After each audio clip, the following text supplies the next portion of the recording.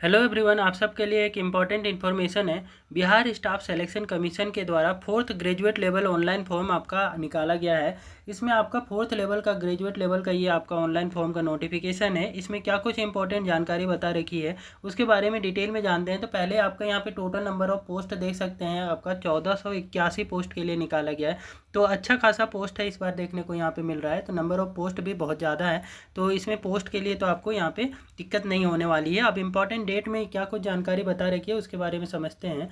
तो यहाँ पे आपका अप्लाई करने का जो स्टार्टिंग डेट है वो 18 अगस्त 2025 रखा गया है। तो 18 अगस्त से आप इस फॉर्म को भर सकते हैं। ऑनलाइन करने का लास्ट जो डेट है वो 17 सितंबर 2025 है।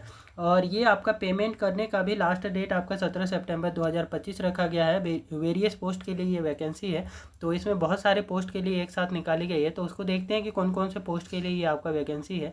लास्ट फाइनल सबमिट करने का भी डेट आपका 19 सितंबर 2025 ही रखा गया है। ठीक है, एग्जाम का डेट जल्द ही इनका आपका ऑफिशियल वेबसाइट पे देखने को मिल जाएगा। इनके द्वारा नोटिफाई कर दिया जाएगा बिहार स्टाफ सिलेक्शन कमीशन के द्वारा।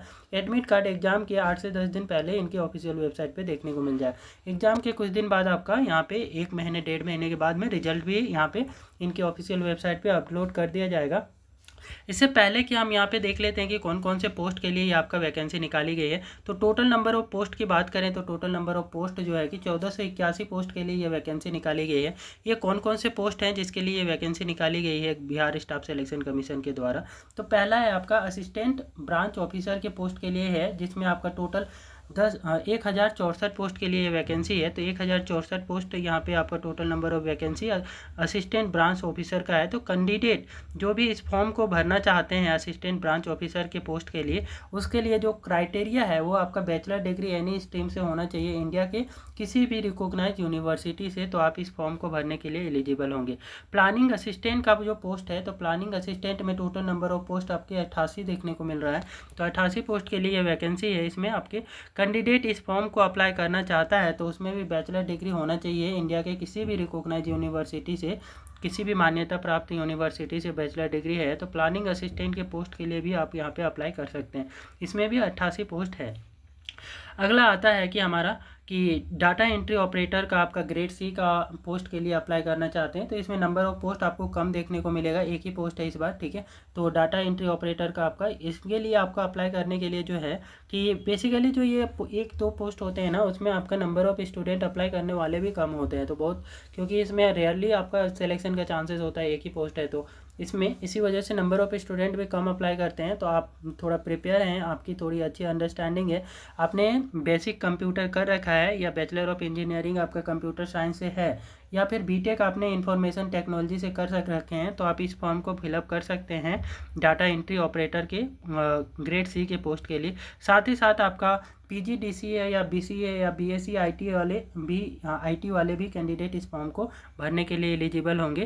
तो टेक्निकल क्वालिफिकेशन जैसे कि graduation as a recognise university with the PGDCA और बीसीए कर रखे हैं या बीएससी आईटी के साथ में कर रखे हैं, इंफॉर्मेशन टेक्नोलॉजी में बीएससी कर रखे हैं या बीसीए आपने कर रखा है, तो आप इस फॉर्म को यहाँ पे भरने के लिए एलिजिबल होंगे। ये आपका qualification data entry operator grade C के पोस्ट के लिए रिक्वायर्ड है।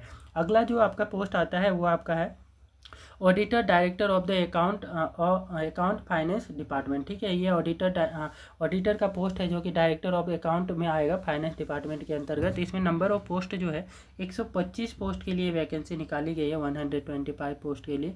तो इसमें जो क्वालिफिकेशन मांगा गया है वो आपका बैचलर डिग्री इन कॉमर्स होना चाहिए। कॉमर्स में आपने बैचलर डिग्री कर रखा है या कॉमर्स इकोनॉमिक्स में है या फिर स्टैटिक्स में है, तो ये सारे एक्सेप्टेबल होगा।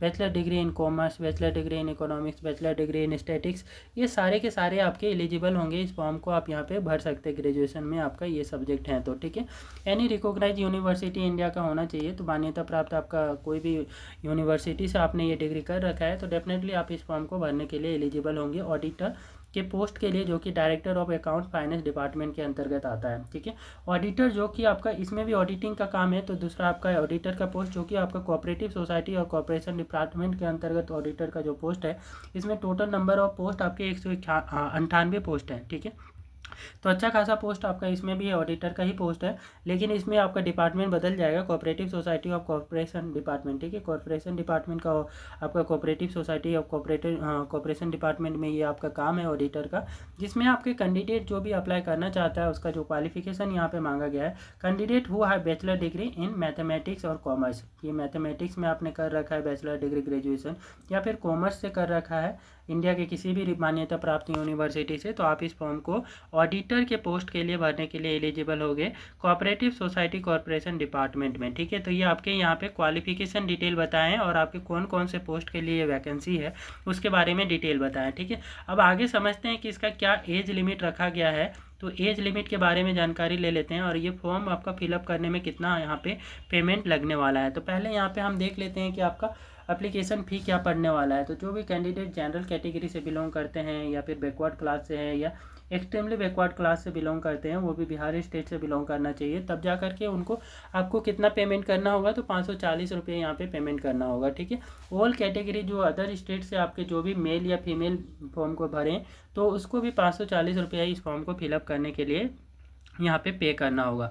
और जो भी आपका बिहार स्टेट से एससी और एसटी या फिर फिजिकली हैंडीकैप्ड कैंडिडेट हैं जो कि बिहार स्टेट उनका डोमिसाइल है, तो वो 135 रुपये उनका पेमेंट लगने वाला है। फीमेल जो कि बिहार स्टेट से बिलोंग करती हैं उन फीमेल के लिए आपका 135 रुपये यहाँ पे पेमेंट लगेगा। ध्यान देने की चीज़ है कि जो भी अदर स्टेट वाले जो आपका मेल या फीमेल अप्लाई कर रहे हैं उनको जनरल कैंडिडेट के जैसा बिहेव यहाँ पे लिया जाएगा और यहाँ पे आपका उनका भी पेमेंट 540 रुपये यहाँ पे पेमेंट करना होगा, कोई रिजर्वेशन यहाँ पे नहीं मिलने वाली है, ठीक है। पेमेंट का आपका मोड जो होगा वो डेबिट कार्ड के थ्रू कर सकते हैं, क्रेडिट कार्ड के थ्रू कर सकते हैं, internet banking, IMPS, cash card और मोबाइल वॉलेट, ये सारे मोड के थ्रू आप यहाँ पे इसका पेमेंट कर सकते हैं। UPI के थ्रू भी आसानी से पेमेंट हो जाता है। तो ये यहाँ पे पेमेंट करने का जो है कि मोड बता रखा है। आगे समझते हैं कि ये एज लिमिट जो है कि कितना रखा गया है, ठीक है। तो इस फॉर्म को फिलअप करने के लिए बिहार स्टाफ सिलेक्शन कमीशन का 4th ग्रेजुएट लेवल जो नोटिफिकेशन है उसमें जो आपको फॉर्म को फिलअप करने के लिए जो डेट मांगा गया है वो आपका 1 अगस्त 2025 के आधार पर मांगा गया है। तो 1 अगस्त 2025 के आधार पर मिनिमम जो उम्र होनी चाहिए वो 18 वर्ष होनी चाहिए, ठीक है। और मैक्सिमम जो उम्र होनी चाहिए, तो जो जनरल कैटेगरी के कैंडिडेट हैं और पुरुष के लिए आपका 37 वर्ष है, जनरल कैंडिडेट जो भी होंगे, ठीक है। और वही आपका मैक्सिमम एज फीमेल के लिए जो कि जनरल कैटेगरी की फीमेल है, तो उनका आपका कितना लगने वाला है, कितना आपका एज रखा गया है, तो मैक्सिमम 40 ईयर रखा गया है, वो भी 1 अगस्त 2025 के आधार पर रखा गया है, ठीक है। और जो भी कैंडिडेट आपका मेल हो या फीमेल हो और ये BC बैकवर्ड क्लास से बिलोंग करते हैं या एक्सट्रीमली बैकवर्ड क्लास से बिलोंग करते हैं, तो उनको भी आपका यहाँ पे 3 साल का एक्स्ट्रा एज रिलैक्सेशन देखने को मिल जाएगा। तो ये 40 वर्ष इनका आपका यहाँ पे मैक्सिमम एज मांगा गया है। SC और ST कैंडिडेट जो भी हैं, मेल हो या फीमेल हो, उनके लिए 42 ईयर्स मैक्सिमम एज है। तो ये एज से संबंधित जो जानकारी इन्होंने बता रखी है कि कितना आपका मैक्सिमम एज चाहिए इस फॉर्म को फिलअप करने के लिए। ग्रेजुएट लेवल का ये फॉर्म है। तो ये टोटल आपका 1481 पोस्ट के लिए ये आपका फॉर्म थी। तो सारी की सारी डिटेल्स आपको बता दी है, जो भी इन्फॉर्मेशन यहाँ पे इनके द्वारा बताई गई है इस फॉर्म को फिलअप करने के लिए। ध्यान देने की चीज़ है कि आपका जो ये फॉर्म को जब अप्लाई करेंगे ना, तो सारे डॉक्यूमेंट के साथ ही करेंगे। अभी आपके पास समय है इस फॉर्म के लिए, ठीक है। 18 अगस्त से ये भराना स्टार्ट होगा, लास्ट 17 सितंबर तक ही भरा जाएगा। तो ध्यान देना है कि इससे पहले ये सारे डॉक्यूमेंट बना लें। कैटेगरी का बेनिफिट लेना चाहते हैं तो आप ये सारे डॉक्यूमेंट जो कैटेगरी का SC का हो गया, ST का हो गया, तो बिहार स्टेट का होना चाहिए, तभी जा करके आप यहाँ पे इसका बेनिफिट ले पाएंगे। तो ये थी इंपॉर्टेंट इन्फॉर्मेशन आपका बिहार स्टाफ सिलेक्शन कमीशन का जो 4th लेवल का ग्रेजुएट लेवल का जो वैकेंसी है उसके रिगार्डिंग। ये इन्फॉर्मेशन आपको अच्छी लगी है और इस टाइप की और भी गवर्नमेंट जॉब से रिलेटेड वैकेंसी की अपडेट पाने के लिए कृपया वीडियो को लाइक करें, शेयर करें और चैनल को सब्सक्राइब कर लें।